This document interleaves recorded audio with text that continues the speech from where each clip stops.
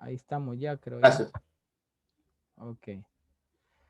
Bien, nos habíamos quedado, no sé si tienen alguna consulta de la semana anterior, pues estuvimos ahí un poquito rápido ya terminando, vimos la parte de Jefté, en él estuvimos, ¿verdad? Y acerca del holocausto.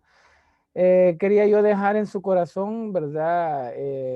Como estudiante de teología, que usted, independientemente de las posturas, ¿verdad? Que se expresen, ¿verdad?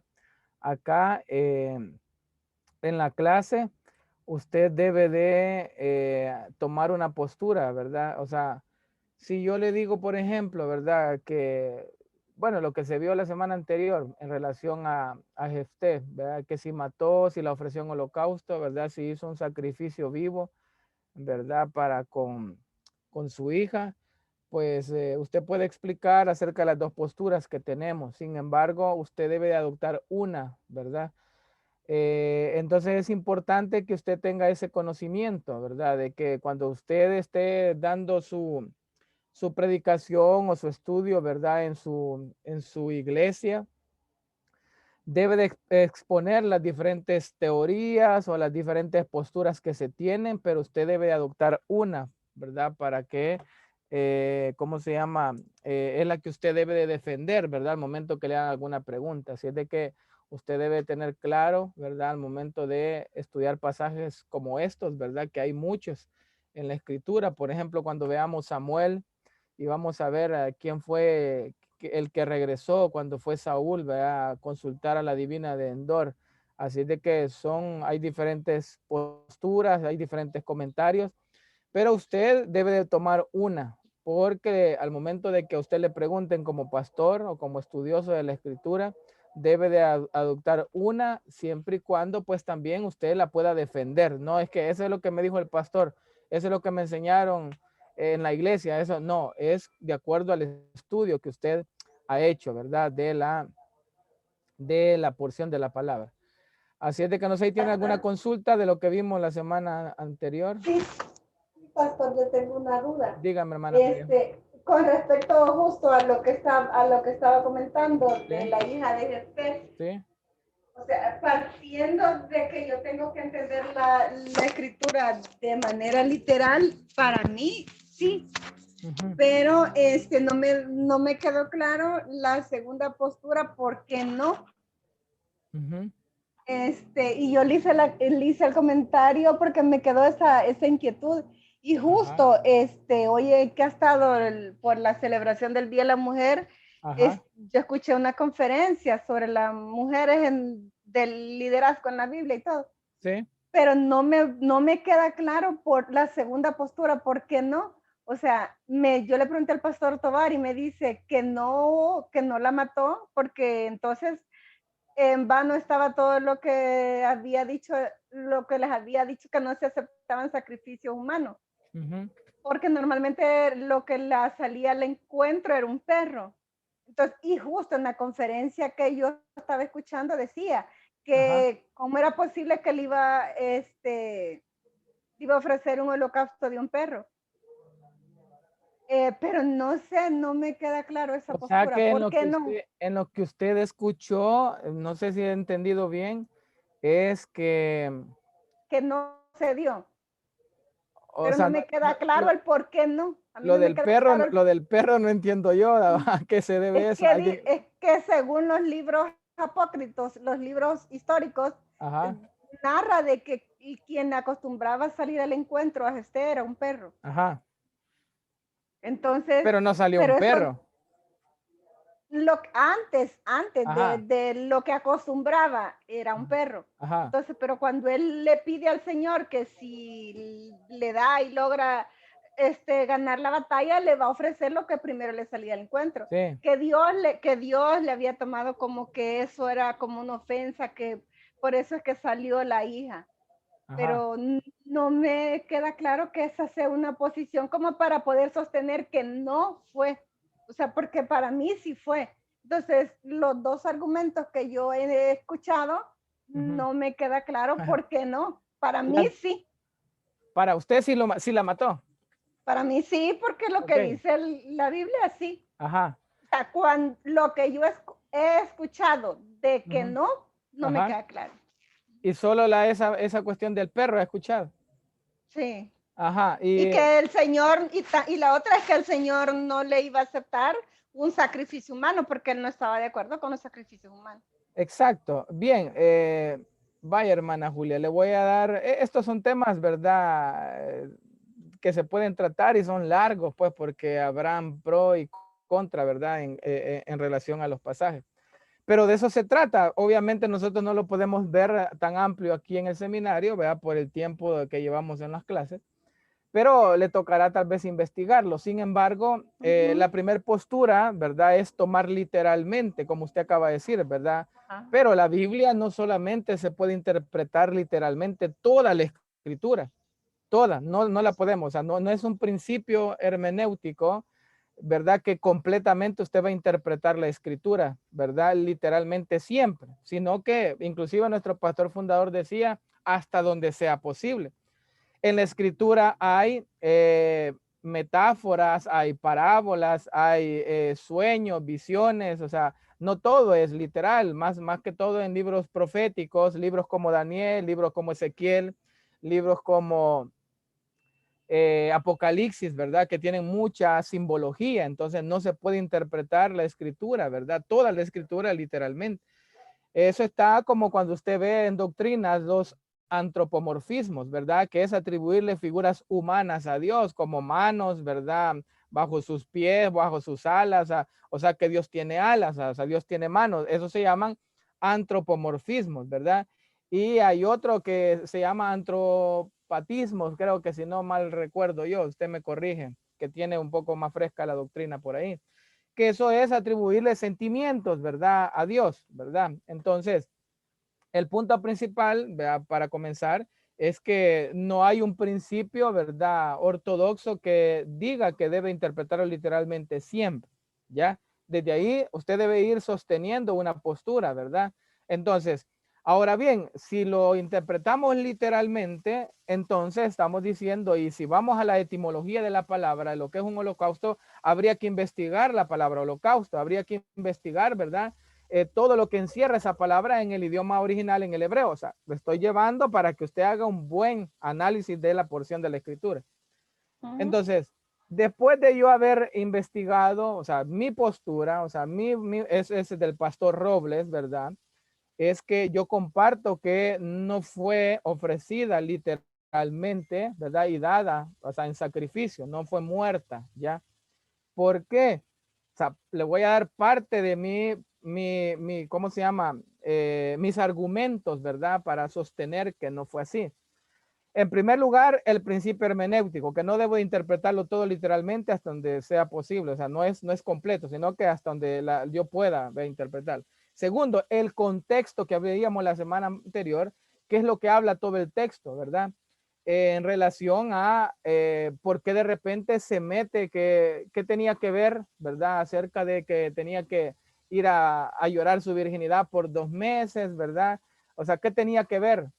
¿Por qué tenía que, o sea, darle ese espacio para ir y llorar su virginidad? ¿Por qué tenían que llegar las mujeres, verdad? A endechar o hacer lloros o cánticos de lamentaciones, ¿verdad? Cada año, ¿verdad? Donde estaba la persona o donde estaba muerta, en todo caso, si fuera la postura que sí la mataron. Entonces, todo ese contexto me va a dar a mí argumentos para sostener que no es así.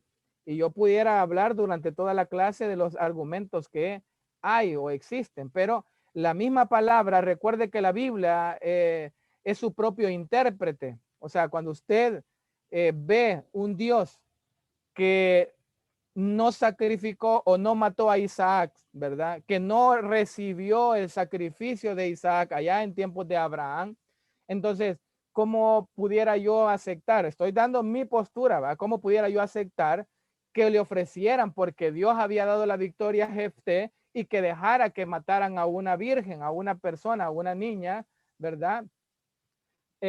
¿Cómo se llama? En ofrenda, pues, ¿verdad? Entonces Dios no recibe holocaustos de personas, ¿verdad? Los dioses paganos, los pueblos paganos tenían esas prácticas. En la Biblia no encuentro yo en la escritura, ¿verdad? ¿Cómo se llama? A alguien que haya entregado su hijo, ¿verdad? En sacrificio a Dios y lo haya recibido. El único sacrificio que Dios permitió, y por eso tenía que ser otro argumento bíblico, Cristo, el único hijo, ¿verdad? El unigénito, ¿verdad? Por eso es que se dice que él también tenía que ser las primicias, ¿verdad? Eso es lo único, ese sacrificio único, ese es lo único que podía satisfacer la ira de Dios. Entonces, Dios no iba a estar satisfecho porque Jefté ofreciera a una hija, ¿verdad? Y entonces ahí aplacaba todo. No, todo apunta a, sí, todo es una sombra de, sí, el Antiguo Testamento es una sombra de, ¿verdad? De lo que había de ser en el Nuevo Testamento, en la primera venida de Cristo. Entonces, solo ese par de argumentos, ¿verdad? Y podemos seguir estudiando algo otro, ser que Dios no iba a aceptar un sacrificio de un ser humano, ¿verdad? Específicamente para decir, sobre todo para agradar a Dios, ¿ya? Ahora bien, el libro de Pedro, si no me equivoco, alguien si lo tiene en mente me corrigen, dice que nosotros debemos de presentarnos delante de Dios como un sacrificio vivo, eficaz, agradable a Dios. Dios había dejado la forma de ofrecer holocaustos, de ofrecer sacrificios, y dijo, ¿de dónde? Del ganado, de las ovejas, ¿verdad? En todo caso, los más pobres, un palomino, ¿verdad? Flor de trigo, o sea, ya había establecido, ¿verdad? En tiempo de los jueces ya estaba la ley de Moisés, ya había establecido la forma de poder agradar a Dios. Y por eso es que cuando sacrificaban un animal, el oferente ponía sus manos sobre el animal y eso lo que hacía es que toda la culpa de ese ser humano pasaba al animal. Cuando era la fiesta del Yom Kippur, ¿verdad? Que habían dos carneros, ¿verdad? O dos animalitos ahí. El uno era ofrecido y el otro era dejado fuera para que se fuera fuera del campamento. Tiene también otra explicación teológica, ¿verdad? Entonces, Dios ya había dejado el sistema de los holocaustos, la forma en la cómo se podía agradar a Dios. Bajo ningún aspecto, ¿verdad? Bíblico, podemos agradar a Dios, ¿verdad? Con una muerte. Y cuando dice Pedro que debemos de presentarnos delante de él como un sacrificio vivo, habla con todo nuestro ser, habla de con todo nuestra vida. O sea, y yo lo resumo en una palabra, testimonio. Nosotros debemos de presentarnos delante de Dios, como dice otro versículo, como obrero, ¿verdad? Que no tiene de qué avergonzarse, que usa bien la palabra del Señor. O sea, realmente lo que Dios quiere, cuando usted compara, cuando dice un sacrificio vivo y eficaz, es que usted compara el Antiguo Testamento. Por eso es que ahí están las dos partes, antiguo y nuevo. Cuando usted ve lo que hacían en el Antiguo Testamento y que llevaban un animal sin defecto, llevaban un animal que lo iban a ofrecer en holocausto, en sacrificio, ¿verdad? Todo caía sobre él, pero no era el hombre. Ese era el sistema que Dios había establecido ya. Cuando iban a ofrecer, ¿cómo se llama? Ofrendas, Caín y Abel, ¿dónde está tu hermano? La sangre de tu hermano clama a mí. O sea, bajo ninguna circunstancia Dios aceptó sacrificios humanos. Cuando el hombre pecó, otro punto, cuando usted vio doctrinas uno, cuando el hombre pecó en amartiología, ya en la doctrina del pecado, usted vio que el Señor hizo un sacrificio y le hizo túnicas. ¿De dónde? De pieles de animales. Sacrificó animales para vestir, para cubrir el pecado del hombre. Entonces, ahí vemos cómo Dios trabaja. O sea, Dios no mató a la Eva, ni mató al hombre, ¿verdad? Entonces, no hay ningún argumento bíblico, ¿verdad? Ni siquiera, ¿verdad? En el Nuevo Testamento donde Dios, si todas esas cosas las aborrecía, ¿verdad? En el cual que practicaran lo que los paganos hacían, los pueblos paganos. Ellos sacrificaron niños al dios Moloch. Esas eran prácticas paganas. Y eso es lo Que que el Dios... Señor las detestaba. Pero, Exacto. pastor, sí, yo sé que hay cosas que pero es que no hay yo sé, y estuve escuchando eso, de que y hace la comparación que el Señor no permitió que muriera Isaac, pero era el Señor quien se lo había pedido y la Biblia dice que Ajá. no lo mató. La Biblia dice que apareció el cordero para que fuera pero en el caso de Jefté no dice que apareció nada, Vaya, dice que hasta la usted, fecha todavía las doncellas van a llorar la muerte de la hija correcto. de Jefté. Léame usted, hermana María Julia, Deuteronomio 29, 29, ¿qué dice? Léamelo ahí. Ahorita.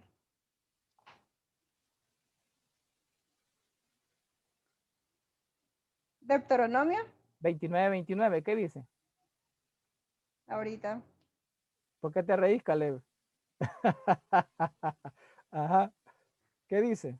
Porque que yo no entiendo, creo que por eso se ríe No, no es Caleb. por eso. ¿Qué dice Deuteronomio 29, 29? Ay, perdón, pero Pastor, en relación a eso de que iban a llorarle, que fue a mi cámara, por cierto. Considero yo que es por lo mismo Espérame, solo déjame que me lea la hermana ahí. ¿Qué dice? las cosas secretas pertenecen a Jehová nuestro Dios, mas las reveladas son para nosotros y para... Ay, yo sé. Ah, ¿y qué quiere decir eso? Porque usted quiere encontrar que ahí dice que la mató o no la mató, usted quiere y está preocupada. No, hermana, ¿verdad? Ok, Usted debe de adoptar una postura. Si su postura es que la sacrificó, gloria a Dios, usted no ha perdido la salvación por eso, ni yo tampoco. ok. Entonces, pero yo le felicito porque usted ha adoptado una postura y está perfecto y la tiene que defender, solo que debe de buscar suficientes argumentos para defender su postura.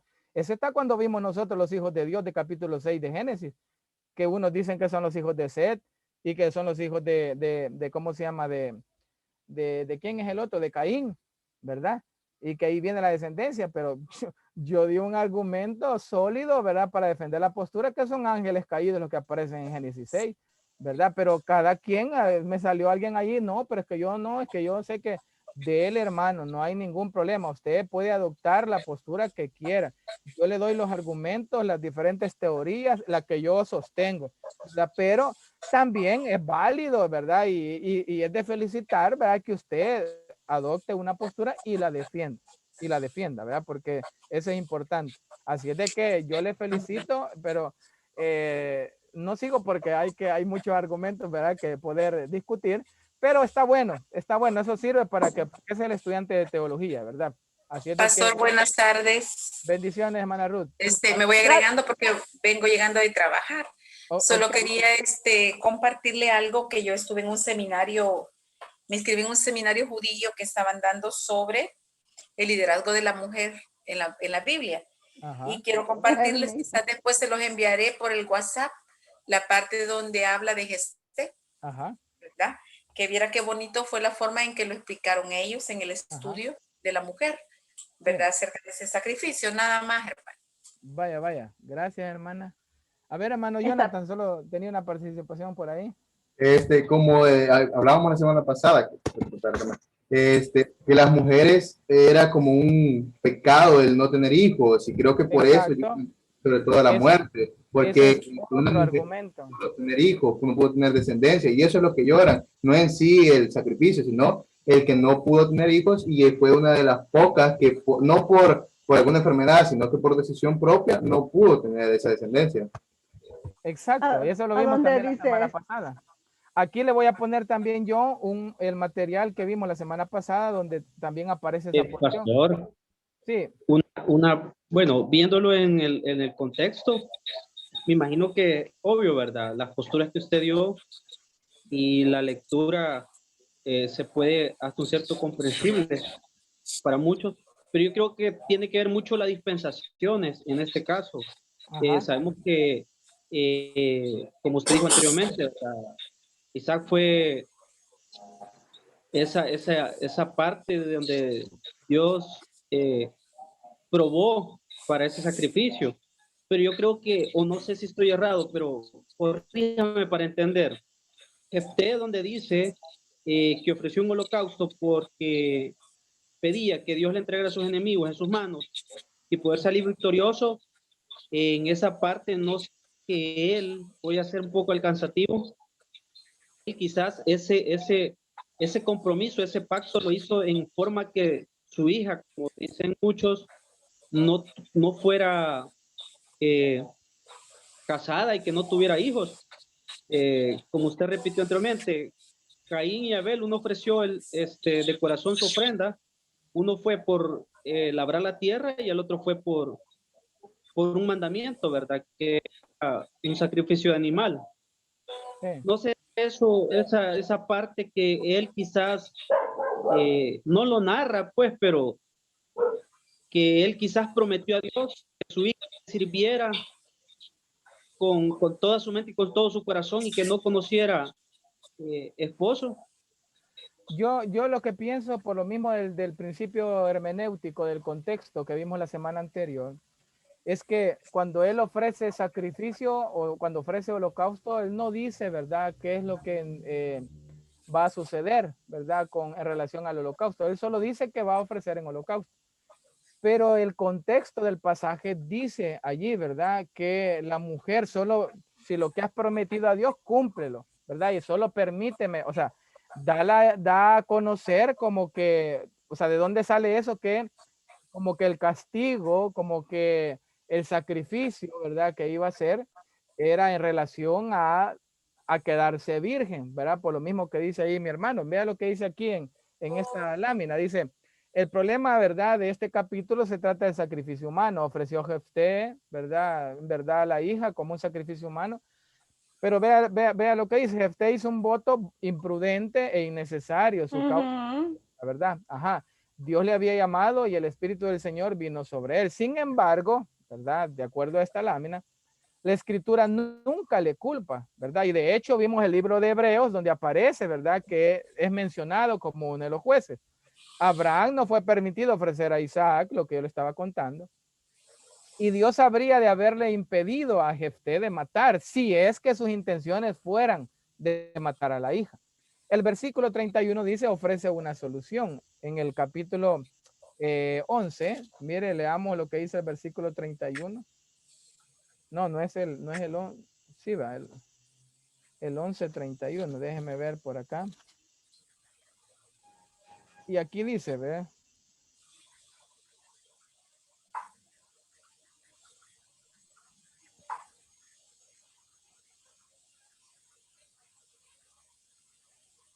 Verso 31 del capítulo 11. Hizo voto a Jehová, anunció. Ahí, ¿por qué no me aparece el versículo 31? De jueces. Aquí está, cualquiera que saliere de las puertas de mi casa a recibirme, cuando regrese victorioso de los amonitas, será de Jehová. Bien, dice, cualquiera que saliese de las puertas de mi casa, no está refiriéndose a un perro, obviamente, ¿verdad? No está refiriéndose a un animal, se está refiriendo a una persona, obviamente.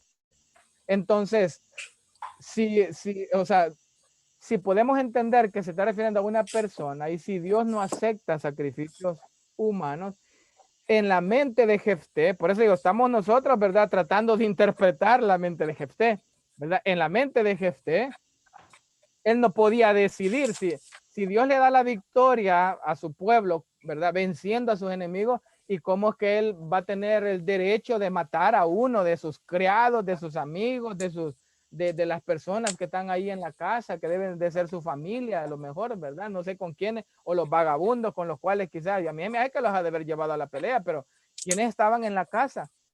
O sea, imagínense, pongámonos a pensar quiénes estaban. El primero que salga de la casa, dice el versículo 31, cualquiera que saliere de las puertas de mi casa. O sea, ¿cuánta gente había allí o quiénes eran los que vivían allí? Entonces, ¿verdad? Ese versículo, o sea, obviamente está hablando de seres humanos, ahí puedo yo sacar, ¿cómo se llama? Esa postura del perro, ¿verdad? Que se estaba refiriendo a un chucho, o sea, estamos hablando de personas. Entonces, dice la última parte de esta lámina, dice, será de Jehová y ofrecerá en holocausto. Su voto fue que ella nunca debía de casarse, lo cual fue peor que la muerte para una mujer hebrea, ¿verdad? Recordando esto, lea los versículos y ahí los que vimos la vez pasada. Entonces, el no poder casarse, recuerde que los padres decidían por los hijos, parte de la cultura, que no se podían casar, ¿verdad? Ellos solos, sino que los padres se ponían de acuerdo. Entonces, por eso es que en el contexto vemos que ella, bueno, déjame que llore yo mi virginidad. O sea, ¿por qué tiene que hablar de virginidad? ¿Por qué tiene que hablar en todo ese contexto como que se quedó sin casarse, se quedó sin marido, se quedó sin tener hijos, ¿verdad? Si la iba a matar. O sea, otro argumento. ¿Por qué tiene que llorar? O sea, la virginidad que tiene que ver, ¿verdad? Que muera virgen o no virgen. Al contrario, si sabía que iba a morir virgen, pues a mí qué me importa, me voy a agarrar 2, 3 hombres, ¿verdad? Y démosle, pues si por lo menos no me voy a ver virgen, total me van a matar. Puede ser otro argumento, ¿me entiendes? O sea, usted tiene que empezar a, ¿verdad?, a argumentar bien su respuesta. Pero para terminar con este punto, realmente es mi manera de ver, ¿verdad? De acuerdo al contexto, de acuerdo a los principios bíblicos, de acuerdo a la ley de Dios, ¿verdad? Que estaba vigente, aunque ellos pues hacían lo que querían, pero cuando Dios los libertaba, pero cuando Dios obraba, pero cuando era porque ellos ya habían orado al Señor, ya habían clamado cuando venía el arrepentimiento y la liberación. Entonces es porque Dios estaba de por medio. Así que bajo ningún argumento yo pienso que ha de ver, si suponiendo que la mentalidad de Jefté era matar a su hija, no hubiera podido dejar que lo hiciera. Pero para mí no era eso lo que Jefté tenía en mente, ¿verdad? No era holocausto, o sea, muerte, ¿verdad? Que porque también otro me puede decir, bueno, ofreceré del ganado, ¿verdad? Y que ponga sus manos sobre él la persona, ¿verdad? Que salió de mi casa y voy a matar el animal. Esas eran otras prácticas.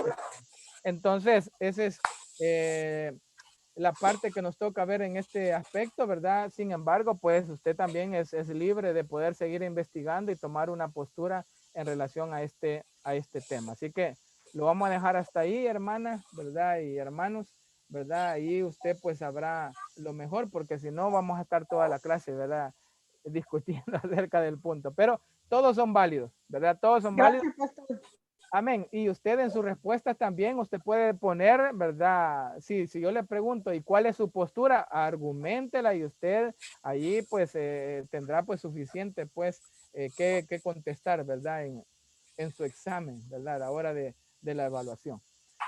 Bien, pasamos entonces, mis hermanos, al capítulo 12, ¿verdad? Aparecen otros dos o tres jueces ahí. Ibsam, Elom y Abdón, ¿verdad? Aparecen ahí. ¿Verdad? Y solo vamos a mencionar lo que dice ahí la lámina, ¿verdad? El 11º juez, pasó sus 7 años como juez contratando matrimonio para sus 30 hijos, es lo más relevante que podemos ver ahí, porque de estos 3 jueces no se menciona mucho más que, ¿verdad? Fueron jueces, ¿verdad? Libertadores, caudillos para el pueblo de Israel.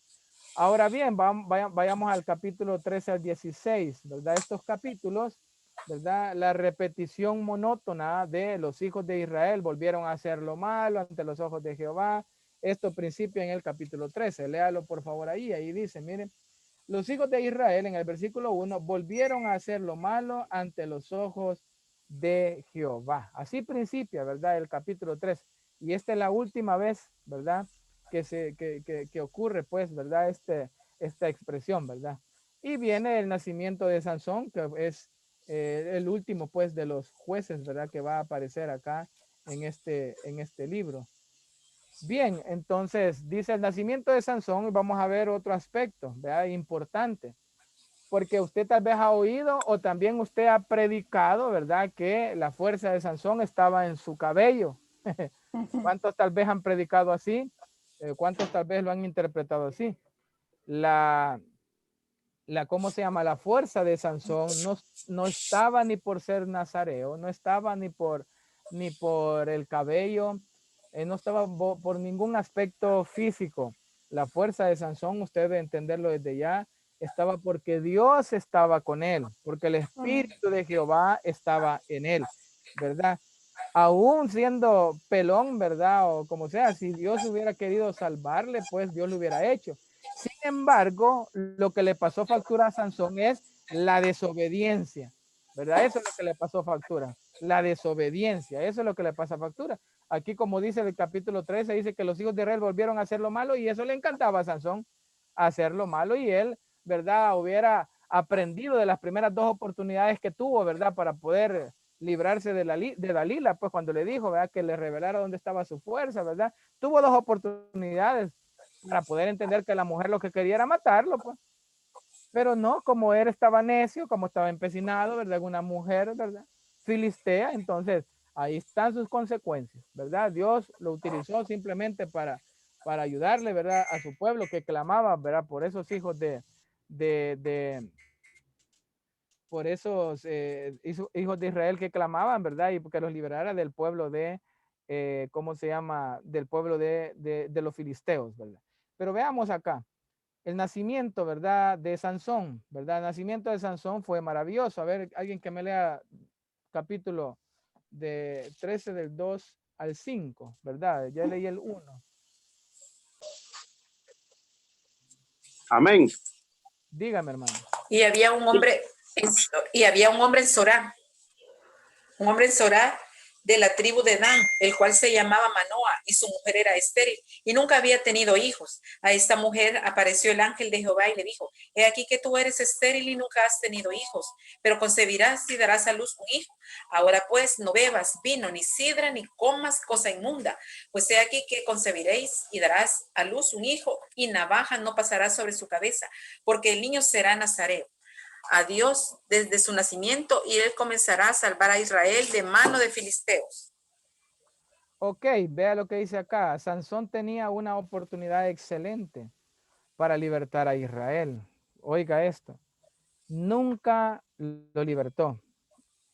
Él constituye uno de los 2 fracasos más colosales en toda la escritura. Salomón, ¿verdad? Es el otro. Era nazareo y su cabello largo era símbolo de su oficio, ¿verdad? No era símbolo de que él tenía fuerza, era símbolo del voto nazareo, porque todo nazareo no tenía que pasar navaja sobre su cabello y tampoco tenía que ser dado al vino, ¿verdad? Y a la sidra. Entonces, era lo que un nazareo tenía que cumplir. Entonces, era el cabello largo, era por el voto nazareo, pero no era un símbolo, ¿verdad? De poder, de fuerza, ¿verdad? Sino que era nada más un cumplimiento que tenía que tener, ¿verdad? Por su nazareato. Entonces, era un símbolo de su oficio. No había ninguna fuerza en él. Era anémico, ¿verdad? Para aquellos que lo ponen como que era Arnold Schwarzenegger, ¿verdad? En su momento de filmar, ¿verdad? La película de Depredador, ¿verdad? Era una criatura débil, tanto física como moralmente, consentido de la mamá, ¿verdad? Era en anillo, ¿verdad? De mente y de músculo. 3 versículos significantes cuentan su historia. Así que, pues he aquí que concebirás y darás a luz un hijo, y navaja no pasará sobre su cabeza, lo que acabamos de ver en el versículo 5. Dice así: pues he aquí que concebirás y darás a luz un hijo, y navaja no pasará sobre su cabeza, porque el niño será nazareo. Ya, eso era lo mismo de Juan el Bautista, ¿verdad? Nazareo. Entonces, era un voto nazareo, ¿verdad? Obviamente, hablado con los padres de Sansón, ¿verdad? Y que la fuerza no iba a consistir en ellos, sino que iba a consistir en que Dios estaba con él. Entonces, dice acá, ¿verdad? El secreto, ¿verdad? En primer lugar, el secreto del éxito de Sansón, perdón, como está viendo usted aquí en la lámina, ¿verdad? Era el poder, ¿verdad? Cumplir con ese nazareo, ¿verdad? Ese voto nazareato, ¿verdad? Que desde su nacimiento Dios había hablado con ellos. El número 2 dice el secreto de la fuerza de Sansón. Leamos el 13:25. A ver, hermano Roberto, que tenía por ahí la lectura anterior, hermano Roberto. 13:25 de Jueces, ¿verdad? Y vamos a ver que el Espíritu de Jehová comenzó a manifestarse en él y en el campamento de Dan, entre Sora y Estaol. Amén, pastor. ¿Qué dice? Y el Espíritu de Jehová comenzó a manifestarse en él, en los campamentos de Dan, entre Sora y Estaol. Ok, ahí está. El Espíritu de Jehová se empezó a manifestar en él. Es que yo si lo traigo a un contexto contemporáneo, hermano, yo me entristece por un lado, pero realmente me causa mucha gracia en que habemos todavía cristianos, ¿verdad? Y hablo en general, no estoy hablando denominacional, sino que hablo en general, que andamos buscando, ¿verdad? Personas, iglesias, denominaciones, ¿verdad? En las cuales se siente el Espíritu. Ahí hay profecía, ahí Dios me habla. Ahí es que no está en el lugar, no está en la persona, no está, hermano, en un templo, está en una relación personal con el Señor, está en una relación íntima con el Señor, ¿verdad? Así como en Sansón estaba la bendición de Dios, la protección de Dios, era porque el Espíritu de Jehová comenzó a manifestarse en él. No tenía nada extraordinario, como vimos también en Gedeón. Era un hombre miedoso, era un hombre que tenía temor, pues no escondía, pues, ¿verdad? El grano, ¿verdad? De los opresores del pueblo de Israel. Así también era Sansón, ¿verdad? Y estaba el poder de Dios manifestándose en él, manifestándose en la persona. No es la persona, o sea, es mayor, dice la escritura, el que está en nosotros que el que está fuera de nosotros. Entonces, nada podemos hacer sin mí, dijo el Señor en Juan capítulo 15. Sin mí nada podéis hacer. Entonces, todo está en la cobertura de Dios, todo está en la protección de Dios, todo está en la bendición de Dios, ¿verdad? Y así estamos viendo este pasaje de Sansón, que en la lámina anterior vimos que fue un rotundo fracaso, así como lo fue Salomón. ¿Por qué menciona Salomón? Porque Salomón terminó idólatra, no tuvo 1000 mujeres, pues. 300 mujeres y 700 concubinas, o al revés, no sé si me corrige usted. A veces me trago con ese número. 300 mujeres, 700 concubinas, o 700 mujeres y 300 concubinas. Pero tuvo 1000 mujeres, ¿verdad? Un desastre, un desastre. Entonces, por eso vimos en esta diapositiva, ¿verdad? Que fue un rotundo fracaso. Y aquí estamos viendo que el secreto de la fuerza de Sansón no era, ¿verdad? En lo que él poseía, era en que el Espíritu de Dios estaba sobre él.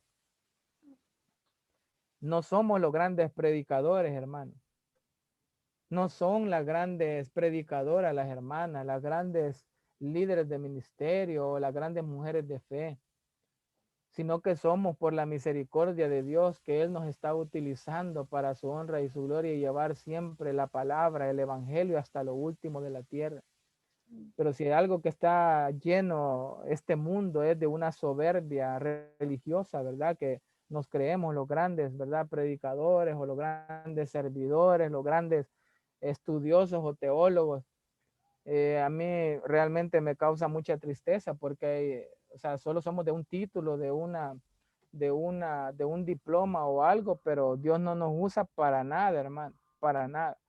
Y hay personas que de verdad pues tienen una humildad, ¿verdad? En su manera de vivir, en su forma de ser, en su familia. Y Dios los usa de gran manera a través de una oración, a través de una palabra, de un versículo bíblico, de una reflexión que puedan llevar. Así es de que esto es muy importante que entendamos que el secreto de la fuerza de Sansón, porque muchos todavía he oído predicadores, ¿verdad? Que dicen, ¿verdad? Consistía en su cabello. No consistía en su cabello. No consistía en no beber vino.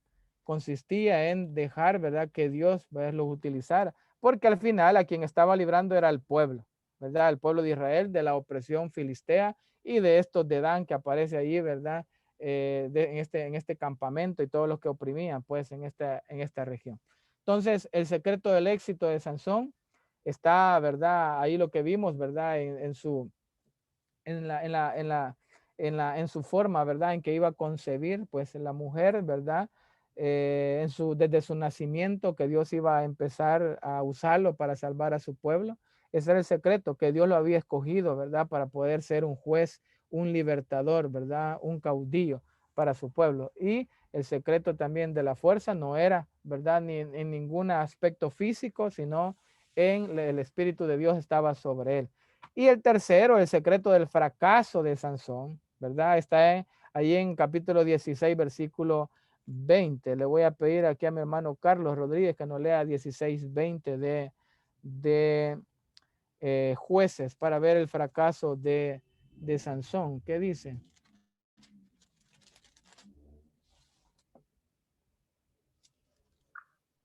Amén.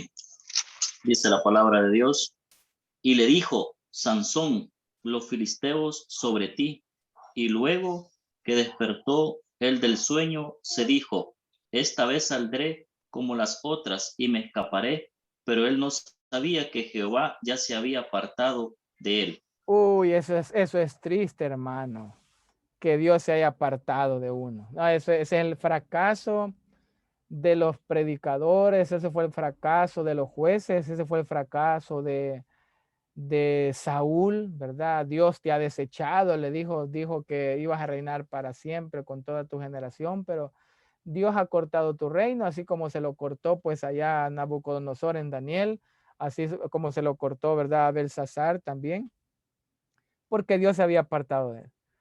No sé si alguno aquí ha experimentado, pues, pero aquellos que predicamos, que tenemos iglesia o que hemos subido a algún púlpito, a un lugar, no sé cuántas veces le ha sucedido que tal vez usted no ha tenido el tiempo necesario o no le ha dedicado, ¿verdad? El tiempo necesario a su preparación de su sermón y ha regresado después de estar en ese púlpito 45 minutos vacío, bajar desde ese púlpito sin que Dios le haya utilizado. Yo no sé, yo lo reconozco, me ha sucedido que a veces uno, bueno, estando estudiando yo todavía a nivel de tercer año, ¿verdad? Me invitaron a predicar a una iglesia y uno, ¿verdad? Se prepara y hace bosquejo y todo y uno cree que pues porque tiene gran conocimiento, ¿verdad? Y maneja las doctrinas y maneja, ¿verdad? La profecía y ya maneja esto y lo otro.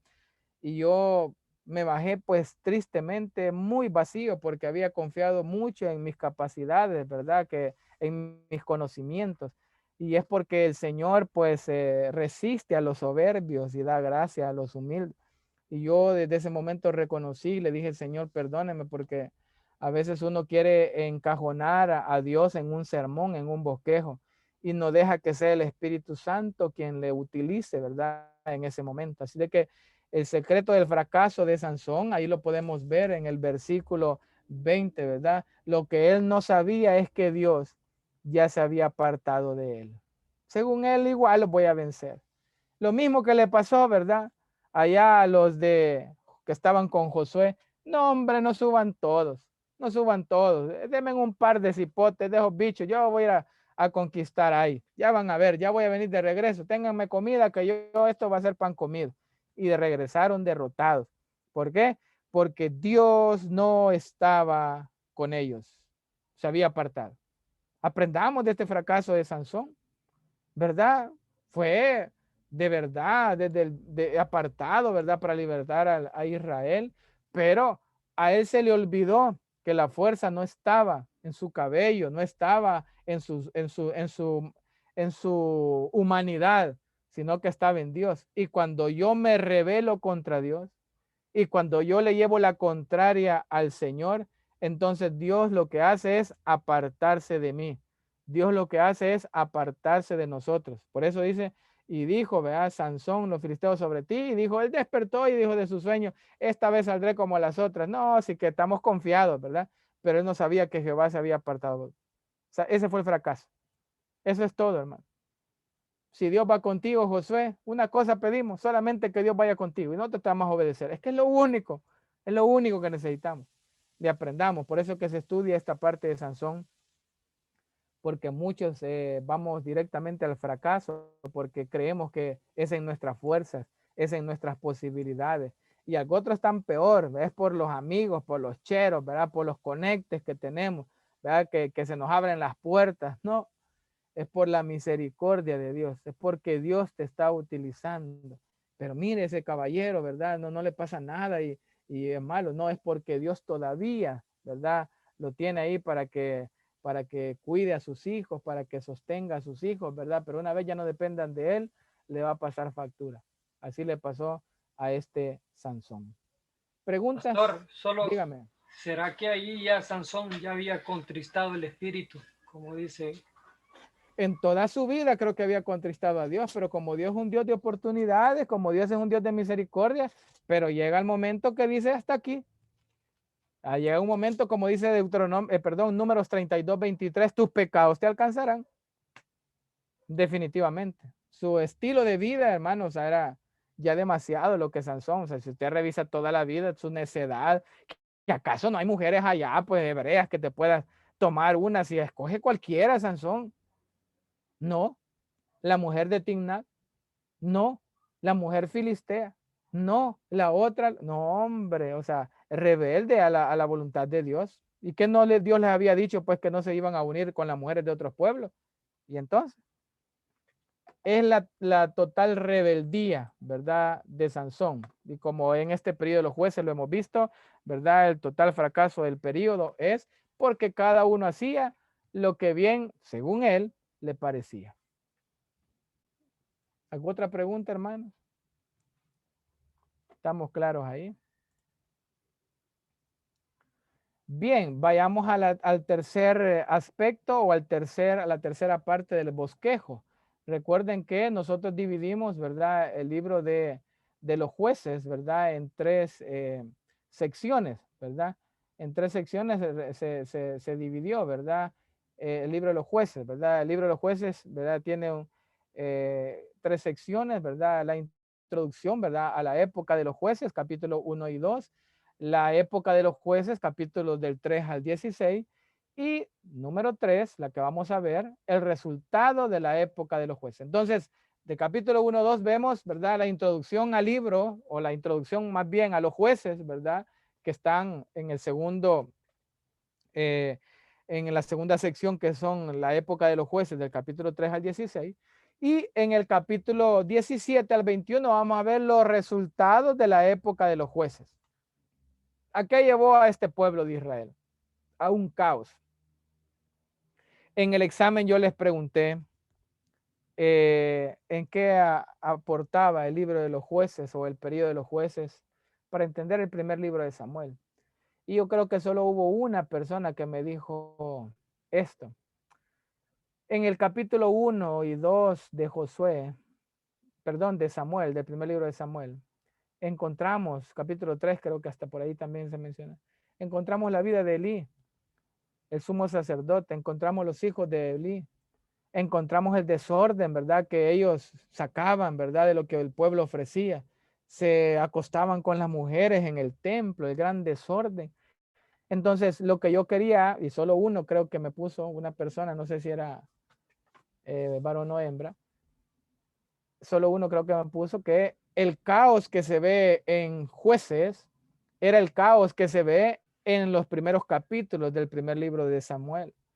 Ese caos, ¿verdad?, que estaban inmersos, ¿verdad?, los israelitas, que cada quien hacía lo que quería. Por eso es que los hijos de Elí hacían lo que querían. Los hijos de Elí se acostaban con las mujeres. Los hijos de Elí agarraban un garfio y sacaban de las ollas, pues, ¿verdad? O le arrebataban las ofrendas, ¿verdad?, a los que llegaban a ofrecer sacrificios y holocaustos y ofrendas al Señor. Eso es lo que yo quería que supiera. Ese caos que envuelve el libro de los jueces, ese es el caos que muestra el primer libro de Samuel en sus primeros capítulos. Cada quien hacía lo que le quería. Por eso el desorden, pues, ¿verdad?, del sumo sacerdote, aquellos que eran los, o debían de ser los encargados de dar un ejemplo a todo el pueblo. Entonces, en el capítulo 3, ¿verdad?, o en la sección 3, vemos los resultados de la época de los jueces, ¿verdad? Algunos llaman, ¿verdad?, esta sección un apéndice o algo complementario, ¿verdad? O anexo, se puede decir así, en relación a los jueces. Pero, ¿qué es lo que más resaltan estos capítulos del 17 al 21? El desorden, el caos, ¿verdad? La desobediencia, ¿verdad?, que están viviendo, ¿verdad? ¿Qué es lo que se vivía? Ya aparecen los tiempos de Sodoma y de Gomorra, ¿verdad? Porque en ese momento, pues ahí se va a dar también lo de Levita, ¿verdad?, que agarran a su concubina, ¿verdad?, y que la violan durante toda la noche y la da por muerta. Pero ese era el caos que se vivía. Entonces, algunos llaman esta sección un apéndice al libro de los jueces. Nosotros preferimos ver aquí la filosofía de Dios de la historia. Véase el bosquejo que yo les di al principio. Veamos cómo es el pensamiento de Dios, cómo es lo que Dios ha dejado plasmado en la escritura, y básicamente vamos a ver los resultados de esta época de los jueces. El periodo de los jueces se caracteriza por, ¿verdad?, la venencia, la corrupción, la confusión, la desobediencia, la rebeldía, llámele usted como quiera. Era un caos en el pueblo de Israel, ¿verdad? Eso que se ve en el capítulo 17 al 21. Veamos el 17 y 18. Este periodo de la apostasía, ¿verdad? Principió en la tribu de Dan, la que quiso ensanchar sus límites. Fue otro lapso a la idolatría. Todo tuvo su raíz, ¿verdad? En la casa de Micaías, ¿verdad? Y su madre que lo consentía. Leamos el capítulo 17, hermana Nereida, versículos del 1 en adelante. Ayúdenos ahí para ver este pasaje de Micaías. 17 del 1 en adelante. Sí. Dice, un hombre del monte de Efraín que se llamaba Micaía, el cual dijo a su madre, los 1100 ciclos de plata que te fueron hurtados acerca de los cuales maldijiste y en los cuales de los cuales me hablaste. He aquí el dinero está en mi poder y yo lo tomé. Entonces la madre dijo, bendito seas de Jehová, hijo mío. Y el diluvio de los 1100 ciclos de plata, y él devolvió los 1100 ciclos de plata a su madre. Y su madre le dijo, en verdad he dedicado el dinero a Jehová por mi hijo, para hacer una imagen de talla y de una función. Ahora pues, una fundición, perdón, que tengo una fundición. Ahora pues, yo te lo devuelvo. Mas él devolvió el dinero a su madre y tomó su madre 200 ciclos de plata y los dio al fundidor, quien hizo de ellos una imagen de talla y una difunción, la cual fue puesta en la casa de Micaía. Y este hombre Micaía tuvo casa de dioses e hizo efod y terafines y consagró a uno de sus hijos para que fuera su sacerdote. En aquellos días no había rey en Israel. Cada uno hacía lo que le parecía, lo que bien le parecía. Y había un joven de Belén de Judá, de la tribu de Judá, el cual era levita y forastero de allí.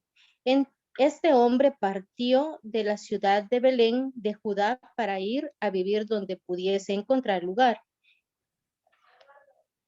Y llegando en su camino al monte de Efraín, vino a casa de Micaía. Y Micaía le dijo, ¿de dónde vienes? Y el levita le respondió, soy de Belén de Judá y voy a vivir donde pueda encontrar lugar. Entonces Micaía le dijo, quédate en mi casa y serás para mí padre y sacerdote, y yo te daré 10 ciclos de plata por año, vestidos y comida. Y el levita se quedó. Agradó pues el levita morar con aquel hombre y fue para él como uno de sus hijos. Y Micaías consagró al levita y aquel joven le servía de sacerdote y permaneció en casa de Micaía. Y Micaía dijo, ahora sé que Jehová me prosperará porque tengo un levita por sacerdote. Ok, hermana Rocío Claribel Rivera, no sé si tiene usted audio que me pueda seguir leyendo el versículo 1 del capítulo 18 en adelante. Estamos viendo, ¿verdad?, acerca de Micaía y los hombres de Dan, ¿verdad? Yo creo que ya entendió el contexto de lo que estamos leyendo. Este hombre en su casa, pues, ¿verdad? Tenía imágenes de fundición, ¿verdad? Imágenes de talla. Prácticamente tenía, ¿verdad?, un montón de imágenes en su casa y se había vuelto un idólatra. Obviamente, pues, no adoraban a Dios. Bajo la bandera, ¿verdad?, de adorar a Dios, tenían ese montón de imágenes de fundición. Así de que eso es lo que estamos viendo. La idolatría que había en esta casa de Micaías, que encontró la oportunidad que según él, ¿verdad?, que contratando, ¿verdad?, por dinero o comprando, ¿verdad?, a un sacerdote, a un levita, él iba a obtener la bendición, ¿verdad? Quieren comprar, como algunos quieren comprar la salvación, ¿verdad? Eso no se puede. Quieren comprar la bendición. Es que mira, dale trabajo a un cristiano. porque vas a ver cómo va a ser bendecida la empresa. ¿Qué tal si la cierran? ¿Verdad? Es que esto no es amuleto, hermano. O sea, esto es la presencia de Dios sobre la persona. Hoy sé que Dios me va a prosperar, dijo, porque tengo un levita, porque la presencia de Dios está con estos hombres. Ya vamos a ver lo que sucede, hermana Rocío, versículo 1 del capítulo 18 en adelante. Micaías y los hombres de Dan.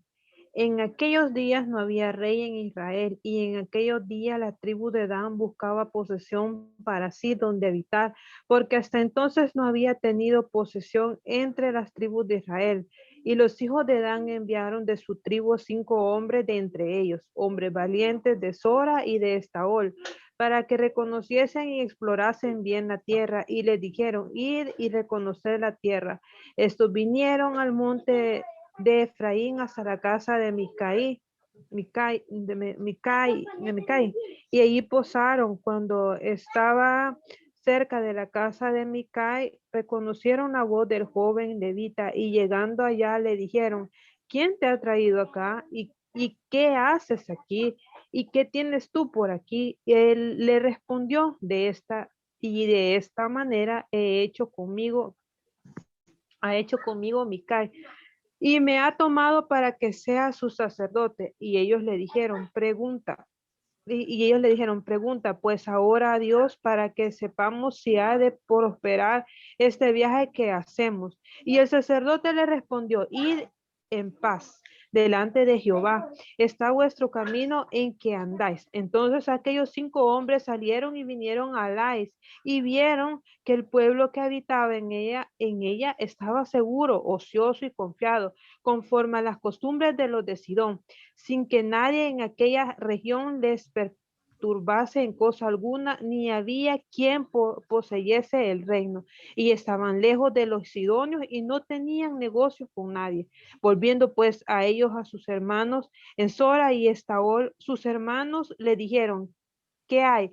Y ellos respondieron, levantaos, subamos contra ellos, porque hemos explorado la región y hemos visto que es muy buena, y vosotros no haréis nada. No seáis perezosos en poneros en marcha para ir a tomar posesión de la tierra. Cuando vayáis, llegaréis a un pueblo confiado y a una tierra muy espaciosa, pues Dios le ha entregado en vuestras manos, lugar donde no hay falta de cosa alguna que haya en la tierra. Entonces salieron de allí de Sora y de Estaol 600 hombres de la familia de Dan, armados de armas de guerra, y fueron y acamparon en Kiriat Jearim en Judá, por lo cual llamaron a aquel lugar el campamento de Dan hasta hoy. Está al occidente de Kiriat Jearim, y de allí pasaron al monte de Efraín y vinieron hasta la casa de Micai. Sigo. Sí, entonces aquellos cinco hombres que habían ido a reconocer la tierra de Lais dijeron a sus hermanos, ¿no sabéis que en estas casas hay efod y terafines y una imagen de talla y una de fundición? Mirad por tanto lo que habéis de hacer. Cuando llegaron allá, vinieron a la casa del joven levita en casa de Micai, y le preguntaron cómo estaba. Y los 600 hombres que eran de los hijos de Dan estaban armados de sus armas de guerra a la entrada de la puerta. Y subiendo los 5 hombres que habían ido a reconocer la tierra, entraron allá y tomaron la imagen de talla. Permítanme un momentito.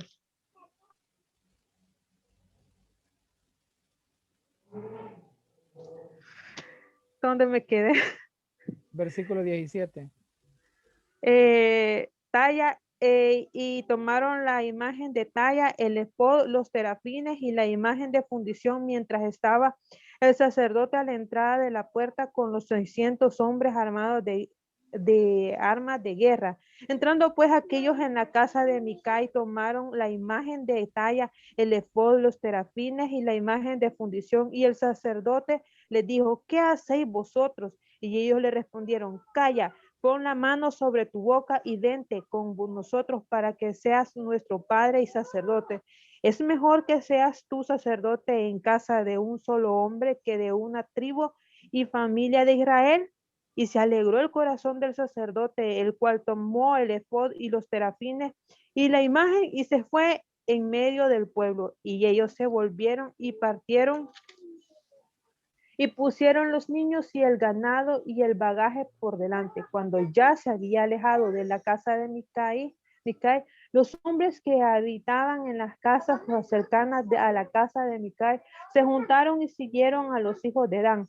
Y dando voces a los de Dan, estos volvieron su rostro y dijeron a Micaí: ¿qué tienes que has juntado, gente? Él respondió: tomasteis mis dioses que yo hice, y el sacerdote y os vais. ¿Qué más me queda? ¿Por qué pues me dices que tienes? Y los hijos de Dan le dijeron: no de voces tras nosotros, no sea que los de ánimo colérico os acometan y pierdas también tu vida y la vida de los tuyos. Y prosiguieron los hijos de Dan su camino, y Micai, viendo que era más fuerte que él, volvió y regresó a su casa. Y ellos, llevando las cosas que había hecho Micai juntamente con el sacerdote que tenía, llegaron a Lais, al pueblo tranquilo y confiado, y los hirieron a filo de espada y quemaron la ciudad, y no hubo quien los defendiese, porque estaban lejos de Sidón y no tenían negocios con nadie, y la ciudad estaba en el valle que hay junto a Bet-reón, y luego reedificaron la ciudad y habitaron en ella, y llamaron el nombre de aquella ciudad Dan, conforme el nombre de Dan su padre, hijo de Israel, bien que antes se llamaba la ciudad Lais. Y los hijos de Dan levantaron para sí la imagen de talla, y Jonatán, hijo de Gersón, hijo de Moisés, él y sus hijos fueron sacerdotes en la tribu de Dan hasta el día del cautiverio de la tierra. Así tuvieron levantada entre ellos la imagen de talla que Micai había hecho todo el tiempo que la casa de Dios estuvo en Silo. Ok, gracias por la lectura. Vamos a quedarnos hasta ahí ahorita, y cuando vengamos de receso vamos a comentar, ¿verdad? Al nomás venir de receso también voy a pasar listas, así de que por favor, ¿verdad? Estén ahí a las 7 de la noche. Vamos a tomarnos el receso en este momento. Gracias, pastor. Vaya, bendiciones. Sí, la mujer, después de que engañó al tipo este, se fue para la casa de su papá y se contentó y todo, pero los babosos llegaron a buscarlo al hombre para hacer con el hombre lo que, pero vino el Señor y les dio a la otra cipota, pues. Entonces me imagino yo que este tipo la despedazó, pero no como para decir era una, o sea, denigrar más a la mujer, sino que tal vez la despedazó y la fue a dar a todas las tribus, o lo que dice ahí en 12 pedazos, para ver hasta dónde había llegado tal vez la maldad de los israelitas. Sí, recuerde que dice que este levita, la mujer le fue infiel, pero la fue a buscar porque este levita amaba a esa mujer. Claro. Amaba a esa mujer. Pero una cosa, ¿sí? de que en él había un resentimiento y un enojo. Ajá. Entonces, como dijo el pastor general, que como usted también dijo, que quedaba a uno, le quedaba esa predicación, él guardó ese resentimiento, dijo: vaya, sexo quería, sexo vas a tener, aquí va a ver. Y lo aventó. Qué mala, hermana Rocío, qué mala usted, ya veo. Pero también el papá era cómplice, porque semejante el señor alcahueta, en vez de proteger a su hija, le dice que mejor a ellas y no al levita que tenía escondido. Realmente sí era una decadencia moral, porque claro, nadie tenía principios. La mujer por infiel, el levita por meterse con alguien que no debía, y el papá alcahueta también, porque, o sea, y los hombres benjamitas, no los dejen afuera de toda esta historia, que fueron los actores, ¿verdad? ¿Verdad? Sí. ¿Cómo se llama? El papá de la muchacha es el actor intelectual.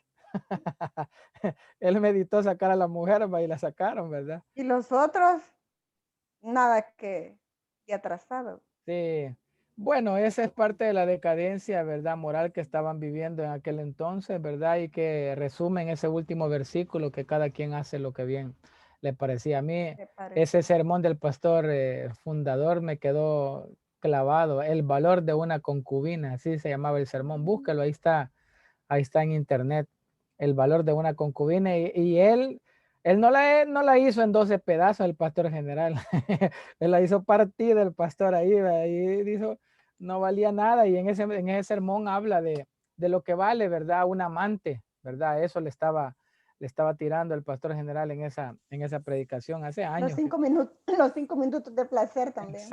Exacto, ¿verdad? La semana pasada lo repitieron ese sermón. De verdad, no lo oí. Sí. El valor de una concubina, ese sí me lo perdí. Como 2 veces. No, ¿verdad? Pues ya ves. No, así que es impactante realmente. Deberían de escucharlo todas las amantes. No, así que la vayan a partir ahí en pedazos, no, así que el sermón es buenísimo para que no se ande metiendo. No, pues ya no lo escucho, lo iba a escuchar, pero no. Bien, hermanos, preguntas de esto, pasamos al libro de Ruth, al libro más hermoso del Antiguo Testamento, sí. Un libro de redención. A ver. Pastor, el último detalle me llama la atención de que la vez pasada que vimos Pentateuco, ¿sí? ya habíamos leído un poco el Pentateuco, valga la redundancia, pero no me recuerdo en una cita bíblica que dice de que y el espíritu de los celos visitó a tal hombre y no me, hasta ahí medio me recuerdo, pero habla como de los celos, pues. Lo que pasa que sí, o sea que hay una ley, ¿verdad? Contra los celos, ¿verdad? La mujer celosa. Ajá, la ley contra los celos. Sí, o sea, cómo iba a proceder, ¿verdad? En cuanto a las personas que fueran celosas. Sí, eso está ahí en el Pentateuco. No es como la canción, ¿verdad? Que se la lleve el diablo, esa no. Se la lleve el diablo. Bueno, gracias, pastor. Amén, pero sí, ahí aparece qué es lo que cómo se iba a tratar, ¿verdad? En el caso de una persona, ¿verdad? Celosa. Bien, hermanos, vamos a pasar entonces, vamos a dejar hasta ahí el libro de los jueces. Espero que le haya quedado clavado en su corazón, ¿verdad? Los aspectos principales, obviamente no podemos verlo de una manera exegética, pues, pero sí, hay mucho que aprender, ¿verdad? Ese libro, sobre todo el apocarrelive, esa palabra no se le debe olvidar, ¿verdad? Y cada vez que usted quiera verse reflejado en ese caos en el que vivimos hoy, posiblemente estamos viviendo como en el tiempo de los jueces, así de que ahí le dejo yo la inquietud, ¿verdad? Cada vez que vivamos en un caos, ¿verdad? Es porque tal vez estemos viviendo una etapa de los jueces. Bien. Solo una preguntita, solo una. Vaya, del 1 al 2 era la introducción al juez. Sí. Del 3 al 16. El periodo de los jueces. Vale, solo eso. Ok. Bien, vamos a entrar, hermanos, en este libro de Ruth. Póngale mucha atención porque es un libro de redención. Es el libro en el Antiguo Testamento donde tiene una simbología o es una sombra verdaderamente de lo que es la redención que vendría a ser nuestro Señor Jesucristo, ¿verdad? En su primera venida. Es muy importante que vayamos a entender, ¿verdad? El libro de Ruth, porque si usted entiende el libro de Ruth, va a entender más fácil, ¿verdad? La obra de Cristo, porque esa redención que se hace, ¿verdad? Con Ruth, es la redención, ¿verdad? Obviamente hecha por nuestro Señor Jesucristo. Aquello era una simbología, ¿verdad? Era una sombra de lo que iba a suceder con nuestro Señor Jesucristo. Veamos así un poco rapidito, ¿verdad? Una introducción, ¿verdad? A este libro. El tema central, ¿verdad? Del libro de Ruth, pero vamos a comenzar acá. La tradición judía ubica el libro de Ruth entre los escritos, ¿verdad? O sea, recuerde, a ver, hermana María Julia, dígame las 3 divisiones de la Biblia hebrea. No sé, pastor. Vaya, alguien así rapidito sin ver el material. Mano Jonathan, las 3 divisiones de la Biblia hebrea, ¿cuáles son? El Pentateuco, que ahorita se me ha ido como le llaman, los profetas y ahí se me ha ido la última, los escritos. Perfecto, ahí estamos, ¿verdad? La Biblia hebrea se divide en 3 partes: la ley, los profetas y los escritos. Dentro de los profetas están los anteriores y los posteriores, ¿verdad? Pero son 3 divisiones que en el Nuevo Testamento Jesús las mencionó. La ley refiriéndose al Pentateuco, ¿verdad? A la Torá, ¿verdad? A la ley de Moisés, los profetas, obviamente, pues, los que aparecen ahí, y los escritos, que eran las 3 divisiones que tenía, pues, la Biblia hebrea. Entonces, la tradición judía ubica este libro de Ruth entre los escritos, ¿verdad? Entre esa división o una de las divisiones que tiene la Biblia hebrea, en una sección de 5 libros cortos llamado Migelot, ¿verdad? Entre los que estaban Cantares, Ruth, Lamentaciones, Eclesiastés y Esther. Esos son los libros que aparecen, ¿verdad? En esos escritos, ¿verdad?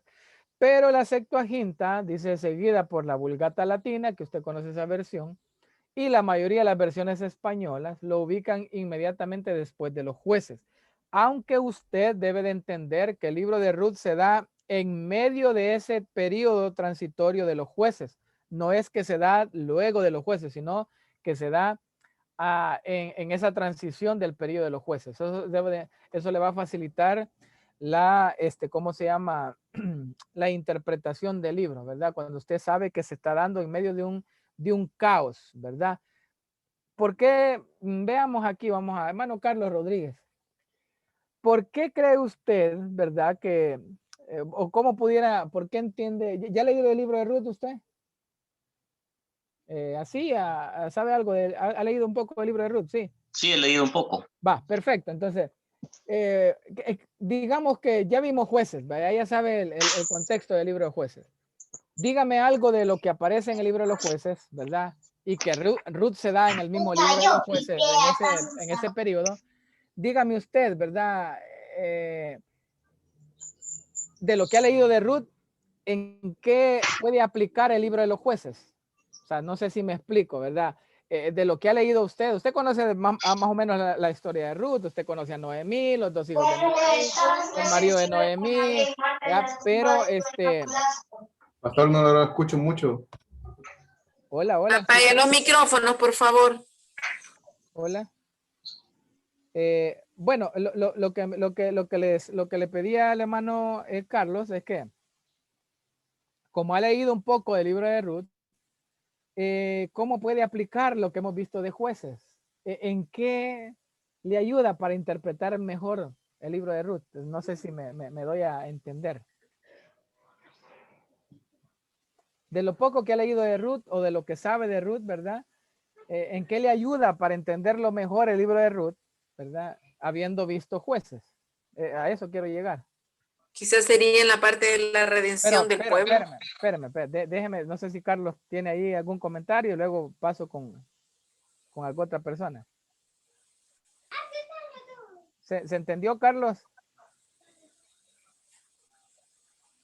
Creo que le escuché algo entrecortado, no sé realmente.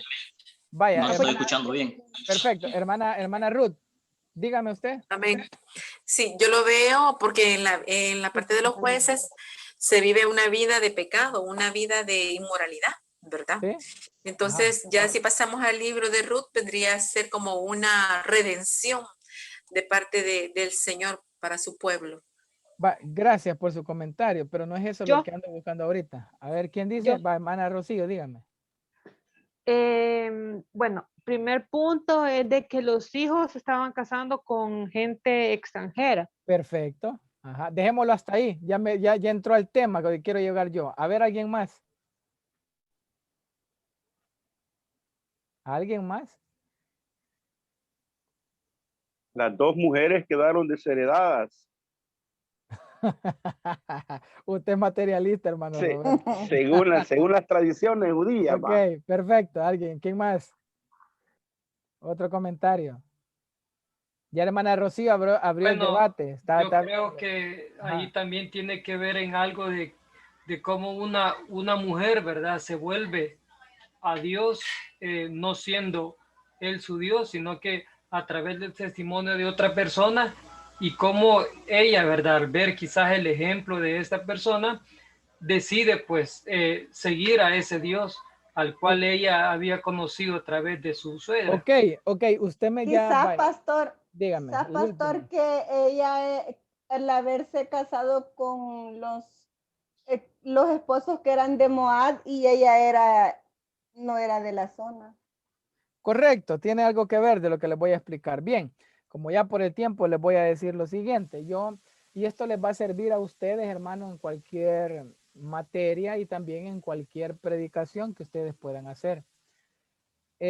Como el libro de Ruth está inmerso en el periodo de los jueces, como el periodo de los jueces es un periodo de decadencia espiritual, de decadencia religiosa, de decadencia moral, podemos entender cómo es que, creo que Elimelech, ¿verdad?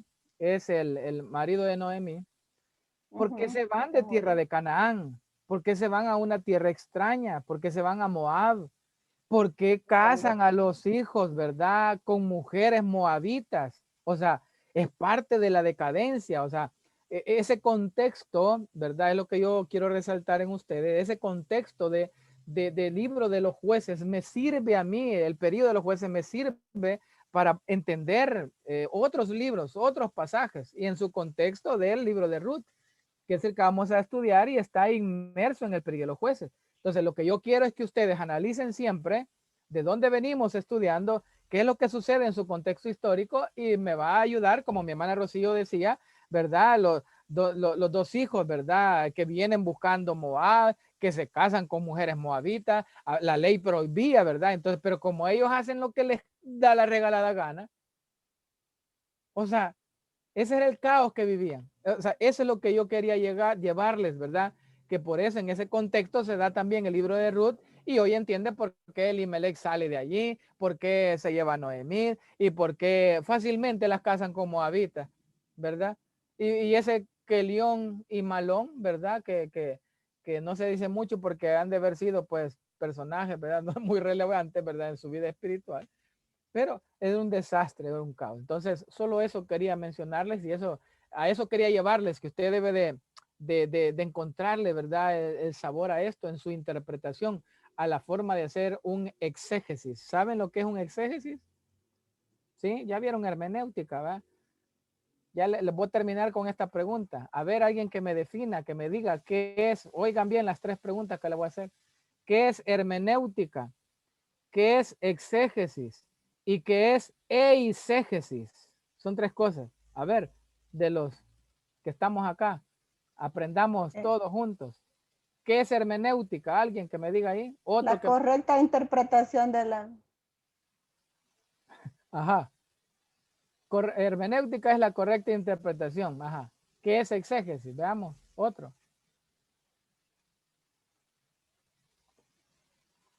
No, hombre, ya me los ponché, hermano. No, hombre. Es la aplicación de todos los principios de la hermenéutica. ¿Quién está hablando? Ah, perfecto, hermana Catherine Munto. Sí, exacto. A ver, ¿qué es eisegesis? Es la interpretación personal. La interpretación. Perdón, Rubén, ¿qué dice? La interpretación personal que no es fiel a lo que el texto dice, sino que es lo que yo digo del texto, como yo lo entiendo. Y si yo hablo de adentro para afuera o de afuera para adentro, ¿cuál de las dos es? De afuera para adentro. Ah. Es eisegesis. Eisegesis. Ok. Bien, no andan muy mal, ¿verdad? Hermenéutica es la regla, ¿verdad? O la norma de la correcta interpretación, ¿verdad? Que brinda principios, ¿verdad? Bíblicos para poder interpretar de la mejor manera la escritura. El exégesis es la aplicación de esos principios que le brinda la hermenéutica, ¿verdad? Ese exégesis, ¿verdad? Que usted está aplicando a la escritura para poder interpretarla de la mejor manera. Y como bien dijo Rubén, el eisegesis es mi propia interpretación, o es lo que yo creo que dice el texto y no es lo que el texto verdaderamente exige o verdaderamente dice. Vamos a quedarnos hasta ahí, ¿verdad? Yo sé que eso les va a servir a ustedes para seguir, ¿verdad? Alimentándose pues lo que ya aprendieron en otras materias, ¿verdad? Y siempre me gusta preguntarles. Gracias, hermanos, por esta nueva clase. Gracias por estar con nosotros, ¿verdad? Vamos a seguir con el libro de Ruth, ¿verdad? Recuerde, la otra semana hay laboratorio del libro de Ruth para aquellos que no sabían o no se recordaban, ¿verdad? Así que viene igual de 10 preguntas para que pueda contestar, ¿verdad? En la plataforma de Google Classroom, ahí para que la tenga activa para la próxima semana. A ver, vamos a pedirle a mi hermana Munto, ¿verdad? Ella que contestó que es exégesis. Que nos lleven oración para terminar. Muchas gracias a todos, de verdad, hermanos. Es un privilegio y cualquier cosa que les pueda apoyar, pues ahí estamos. Y si lo sé también, porque no lo sé todo, obviamente. Pastor, ¿va a subir el material a la sí, clase? Sí, sí les voy a subir el material. Gracias, pastor. Bueno. Gracias. Vaya, hermana Catherine.